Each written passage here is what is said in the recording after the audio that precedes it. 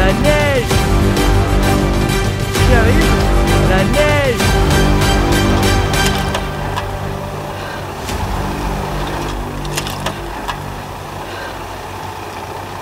Bon, malheureusement, j'ai voulu hier me mettre les pieds dans l'eau. J'y suis allé. L'eau était pas vraiment froide, mais comment te dire, je me suis enfoncé jusqu'au genou à 50 cm du bord de l'eau.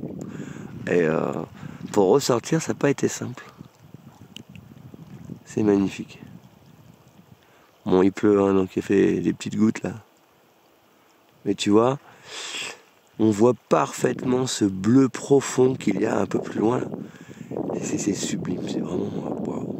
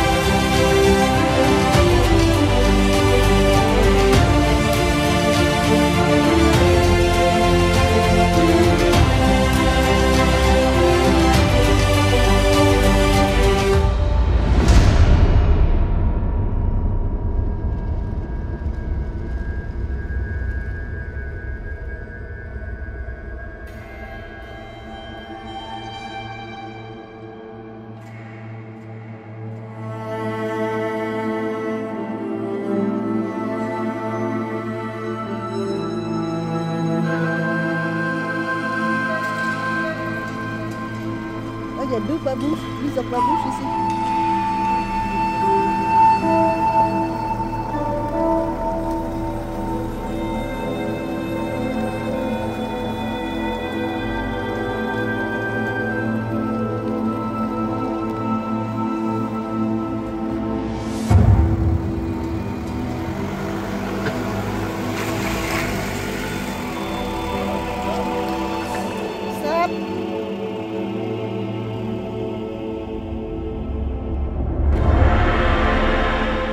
Nous prenons maintenant la direction de la cité antique de Laodicée.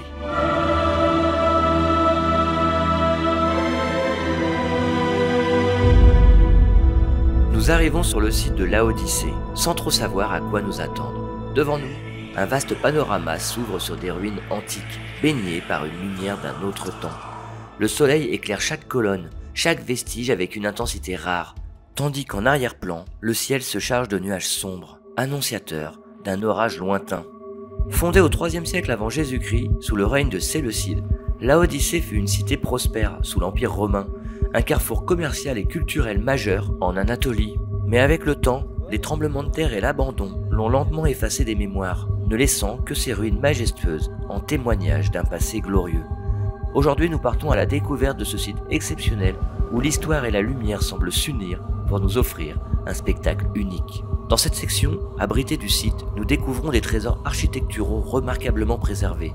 Le sol en céramique, orné de délicates mosaïques, témoigne de l'élégance artistique de l'époque. Les murs sont revêtus de dalles de marbre finement gravées, reflétant le raffinement et le souci du détail des artisans antiques. Ce qui attire particulièrement notre attention, c'est un système d'évacuation des eaux de pluie ingénieusement conçu. Un conduit vertical en pierre, soigneusement taillé, descend pour s'emboîter dans un autre tuyau qui s'étend sous les dalles du temple, dirigeant l'eau vers l'extérieur. Ce dispositif, sophistiqué, illustre la maîtrise technique des bâtisseurs antiques qui avaient déjà développé des solutions avancées pour protéger leurs édifices des intempéries. Mosaïques, les sols qui ont été entièrement fait en mosaïque, comme des petits carrelages. Tu vois la taille des petits... c'est assez impressionnant. Laodicée, cité prospère de l'Empire romain, est aussi l'une des 7 églises mentionnées dans l'Apocalypse de Jean. Une communauté chrétienne y existait déjà au 1er siècle de notre ère, à une époque où cette foi naissante était loin d'être acceptée. Dans l'Empire romain, le christianisme représentait une menace. Il rejetait le culte impérial, ce pilier du pouvoir romain qui faisait de l'empereur une figure divine. Refuser d'y sacrifier revenait à défier l'ordre établi. Accusés de saper l'unité de l'Empire, les chrétiens furent persécutés, parfois jusqu'à la mort. Et pourtant ici, à Laodicée, des symboles témoignent de leur présence. Gravées sur une stèle, ces croix ne sont pas celles des Templiers, bien plus tardives. Elles sont les traces d'une foi qui, malgré les interdits et les persécutions, s'enracinait déjà dans ces terres.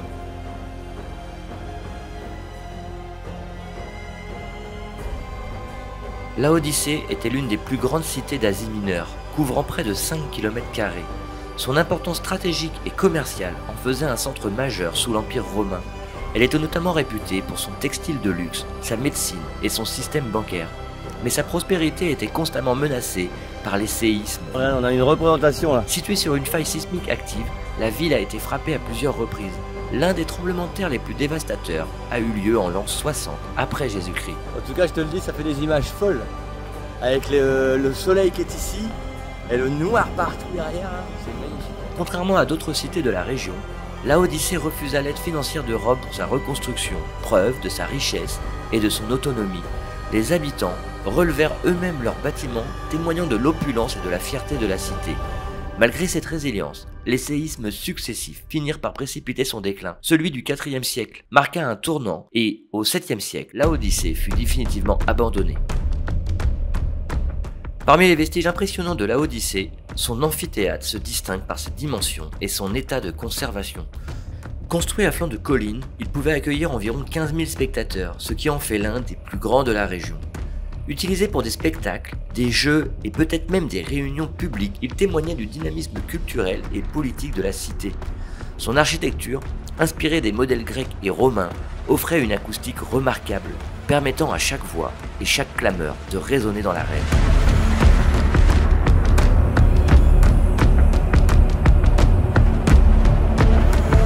Alors, Je ne sais pas comment ça s'appelle ça. un amphithéâtre. Amphithéâtre. Avec le temps et les séismes successifs, l'amphithéâtre a subi de lourds dommages, mais ses gradins et ses structures principales restent visibles, rappelant la grandeur de Laodicée à son apogée. Et tu vois, ils ont été assez malins parce que pour ne pas perdre trop d'espace pour les ranger ici et surtout faire en sorte que ces rangées-là puissent avoir quand même assez de hauteur par rapport à la rangée où les gens marchent, ils ont fait des marches ici.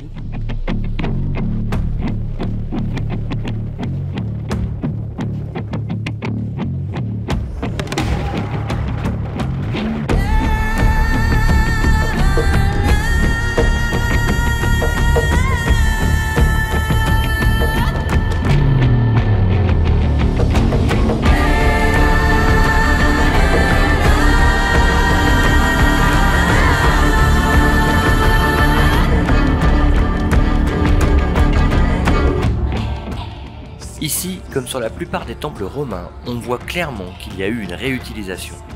Alors, c'est assez facile d'imaginer que suite à des tremblements de terre, certaines pièces qui s'étaient écroulées ont pu être réutilisées pour créer des fondations.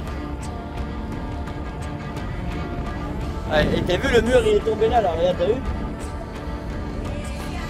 Devant nous, l'un des monuments les plus impressionnants de Laodicée, le Nymphée. Une grande fontaine qui, à l'époque romaine, servait autant à fournir de l'eau qu'à afficher la richesse et le prestige de la ville. Les colonnes et les façades sculptées, même partiellement restaurées, témoignent encore du raffinement architectural de l'époque. Au centre, une statue domine l'ensemble, probablement un empereur ou une divinité, un rappel du pouvoir et de la grandeur de Rome. Mais Laodicée a été frappée par plusieurs tremblements de terre, et ce site n'y a pas échappé. Aujourd'hui, grâce aux restaurations, on peut encore imaginer à quoi ressemblait cette fontaine il y a près de 2000 ans, quand elle coulait au cœur d'une ville florissante.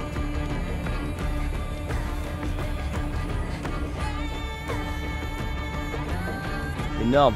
Ma chérie, va te mettre à côté du mur pour se rendre compte un peu de la taille du mur, l'épaisseur.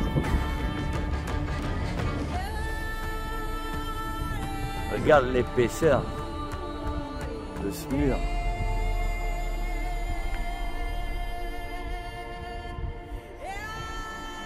Oh là là.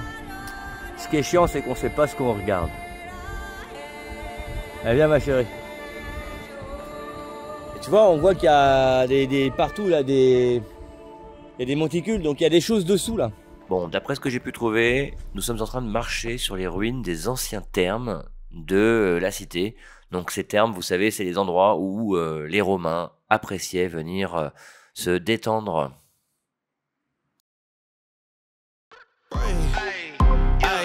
Okay, let it be known. I'm working hard when I ain't on the phone. This ain't a home, this ain't a phone. Grind never stopping, I'm keeping it cold. Unlocking the door with the holy key. You supposed to be this close to me, and hopefully you understand G.O.D. Maybe this cold and I'm talking like no degrees.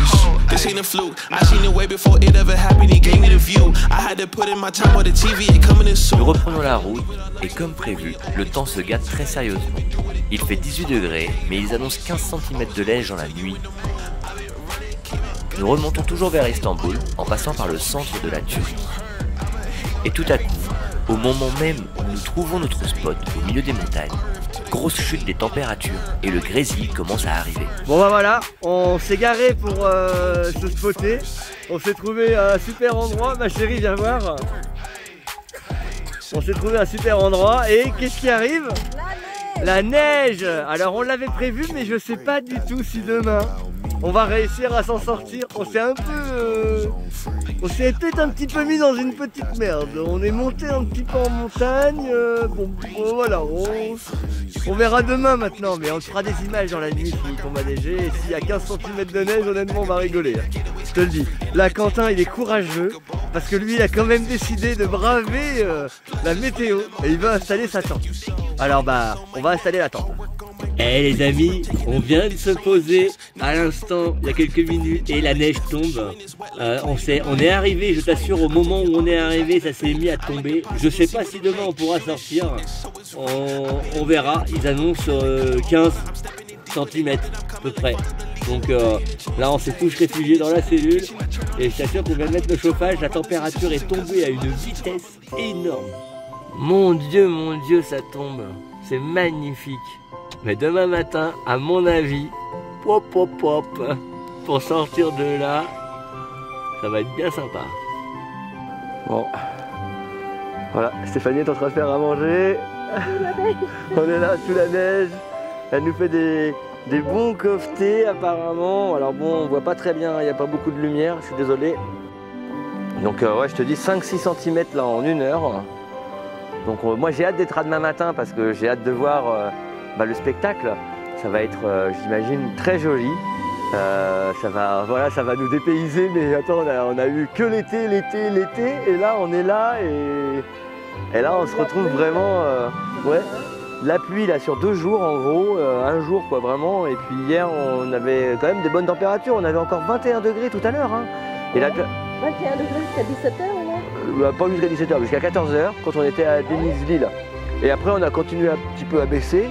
Et quand on est arrivé sur le spot, on avait encore 12 degrés. Et je te dis, en 10 minutes, on a vu la perturbation arriver, ça a commencé à faire de la grêle, une espèce de pluie verglaçante. Et la température a chuté, mais à une vitesse fou quoi. Donc là, on a la tente à Quentin. on a la tente à Quentin qui est juste là. Regarde un peu.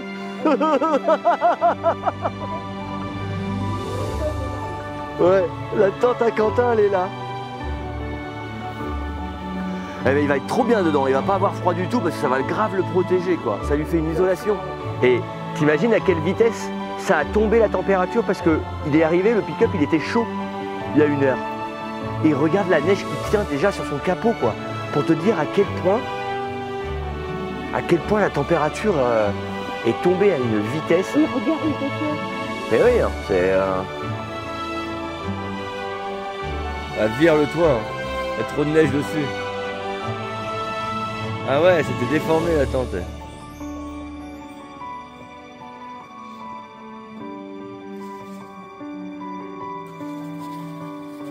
Ah ouais, la cata arrive là.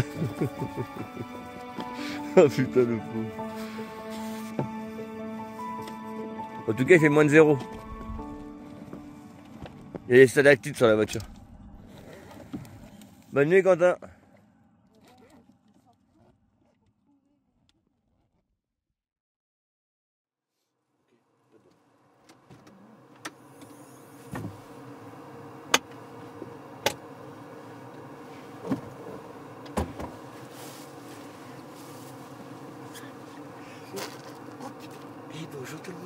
on a un problème.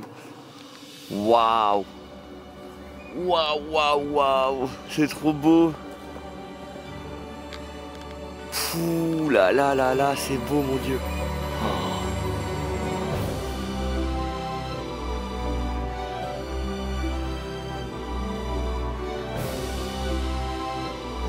Regarde-moi ce matin, le réveil de fou! Oh.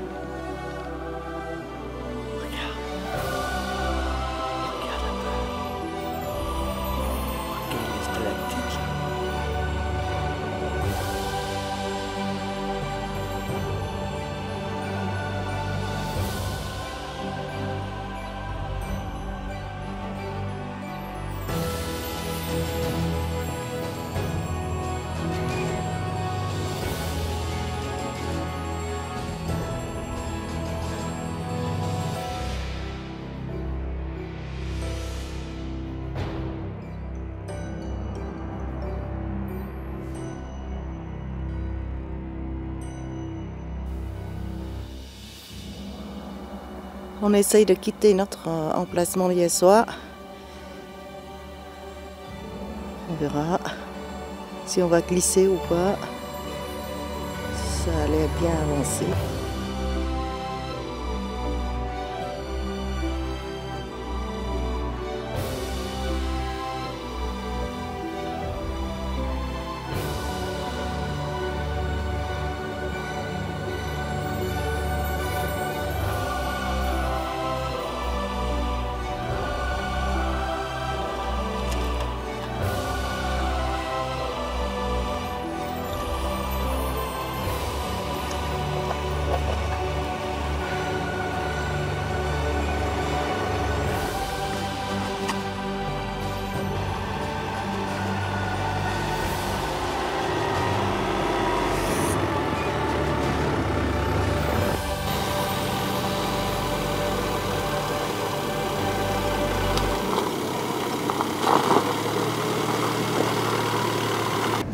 Voilà, ça va bien. Ton impression?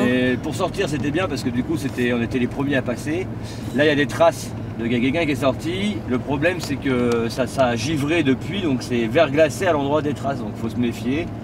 Mais la route est droite, il y a un petit peu de pente, mais il n'y a pas de dévers, donc voilà, il n'y a pas de danger. Pour l'instant, pas de danger, ça descend tranquillement. Je vais doucement. Nous avons repris la route pour arriver le plus vite possible à Istanbul. Et c'est vrai, nous n'avions pas du tout anticipé la météo et le temps nécessaire pour traverser la Turquie du sud au nord.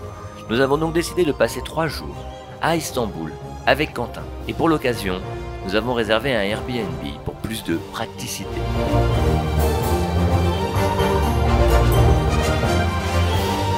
En contrebas de la route, on s'est trouvé un petit lac enneigé pour déjeuner.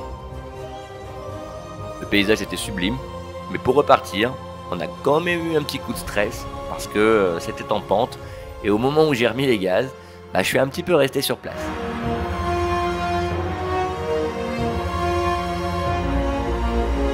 Donc là, pas sûr de pouvoir ressortir. Mais bon, le Mitsu, ça sort de partout. On recule un peu, on reprend un peu plus d'élan sur la platie plate à l'arrière. Et c'est parti!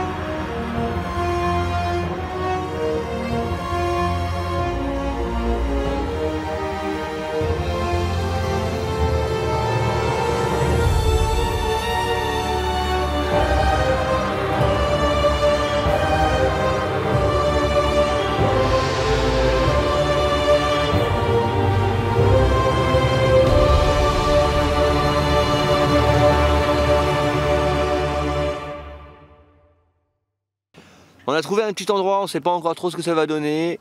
On voulait aller ailleurs, mais en fait on s'est fait un peu surprendre. Il y avait beaucoup plus de neige qu'à l'endroit où on était hier soir. Parce qu'on est descendu, si tu veux, au cours de la journée. En fin de journée, en fait, dans le fin d'après-midi, on est redescendu, on était à 100 mètres d'altitude. Là, il n'y avait plus du tout de neige. À partir de 350-400, la neige a commencé à réapparaître.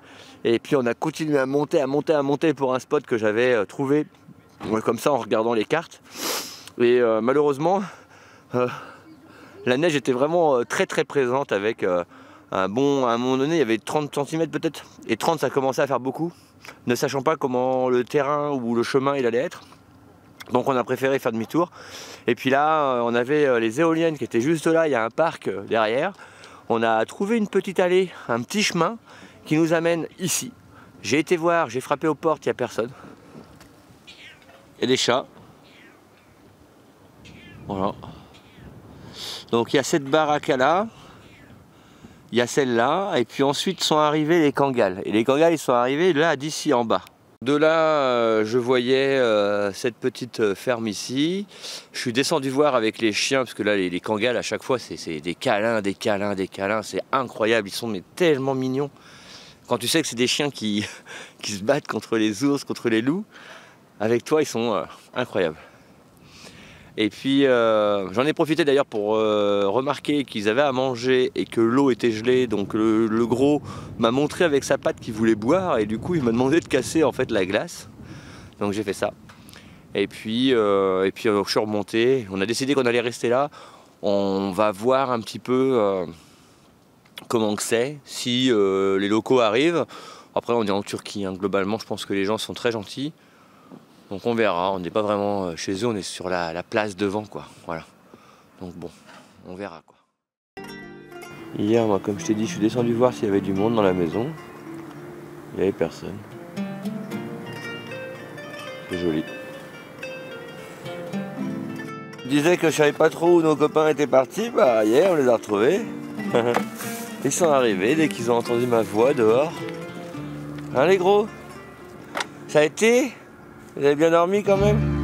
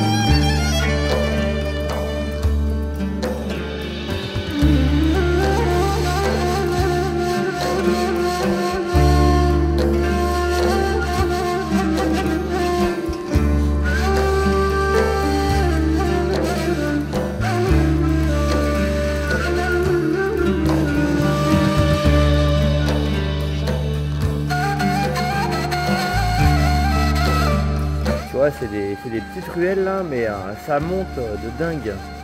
Ça va être calme en tout cas, je pense. C'était là avec ses potes de neige et les petits chats.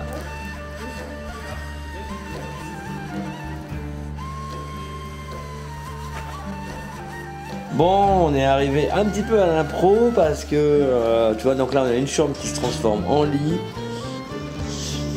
Donc on a une chambre ici.